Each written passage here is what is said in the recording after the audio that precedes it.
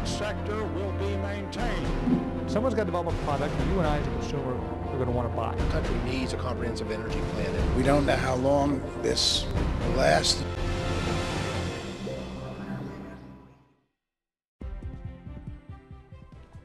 Welcome to For the Record. I'm Jed Donahue. Our guest is Gene Barr, Vice President of Government and Public Affairs for the Pennsylvania Chamber of Business and Industry, and joined the Chamber in 2003 after being in the private sector and various. Great to have you with us. Thank you. Great to be here.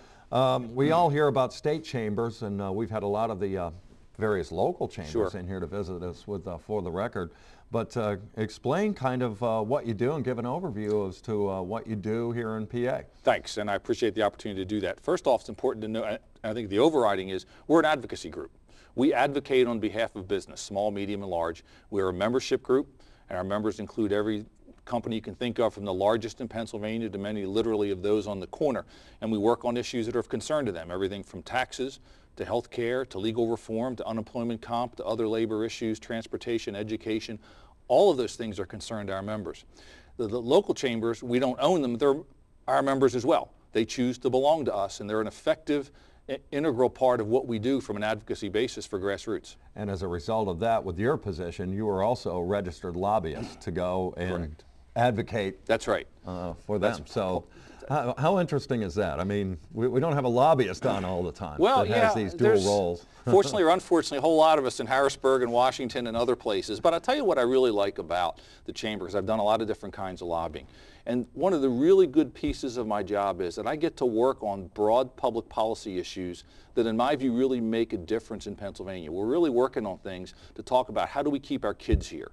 How do we build stronger communities from an economic basis? How do we do the things that are going to make Pennsylvania more competitive and stronger in the long run? So those are the kind of things we deal with on a daily basis. Well, it's a fascinating state. I mean, if you go to Philadelphia, they've got their issues. There are issues in the middle. Pittsburgh's got theirs. Absolutely. Erie has theirs. I mean, there's at least 3 or 4 states. If you start carving them up, might even be more. The geographic enormity is all. Yes, but it really is. That has to be fascinating to, work in a statewide environment like you are, because of the different interests and the eclectic backgrounds that business has. Well, it is, but the reality is when you come down to it, and you're right, and there are, of course, differences all over. I grew up in Philadelphia. I've lived in Harrisburg for a number of years, and it's interesting, as you note, how different the state is, but there are a couple of real common threads. People really want jobs. They want to advance themselves. They want better lives for themselves and their kids. They want better communities. How do we do that? Our view is you grow economically. And you do things, you figure out what's the proper role of government in life. And unfortunately, I would argue that in many cases, government has expanded that. And in many cases, particularly here in Pennsylvania, over the last 8-10 years, I think we've gotten more government than we can afford in many cases. You talked to business leaders, you mentioned, from the largest corporations to small business, the backbone, and we'll get into their concerns here a little later. What are the biggest issues right now in a broad-based thing? Because we'll go at them individually here in a little bit. Well, not a surprise. What are the biggest? Quite obviously, taxes always come in. Pennsylvania has the highest effective corporate net income tax rate in the United States. We're 9.99. That's always a huge red light for a large company looking to locate here. Smaller businesses pay 3.07, but there's more than enough taxes out there for them to pay, fortunately, which is kind of unfortunate, between unemployment comp, workers' comp, the other things that small businesses have to deal with in terms of regulations and other type of things always become issues. They're concerned about the legal environment here in Pennsylvania. There are so many things that we need to address, and yes, they're concerned about getting an appropriately educated workforce, an individual that not only has the typical education we think of, but has the drive, the wherewithal, the ability to know I got to be here at a certain time, on time, I've got to deal properly with people. They're always worried about getting those kinds of people. And, Governor Corbett's walked into really a tumultuous first term as far as the issues. There's a $4.7 billion budget shortfall, and there are going to be some tough decisions to be made about cutting to balance the budget. You definitely are an advocate of fiscal responsibility and not raising taxes. How are they going to do that without affecting basic service? You worked at the local level. How does the trickle-down effect not occur? Well, absolutely. We're going to be needing to look at that. And the reality is, Jed, let's look at this. Over the last 8 years, the state budget has grown from about $20 billion to $28 billion. At the same time, if you had a chart, which I've seen, the revenues kind of tracked that for a few years. And then the bottom fell out. And the reality is we don't know when they're going to come back. So that's why we believe Governor Corbett is taking the absolute right approach here. He stated at the outset he's going to control government, and in our view, this is the appropriate time to have that discussion that you've referenced. What is the appropriate role for state government? Should they be going around and giving out dollars here and dollars there?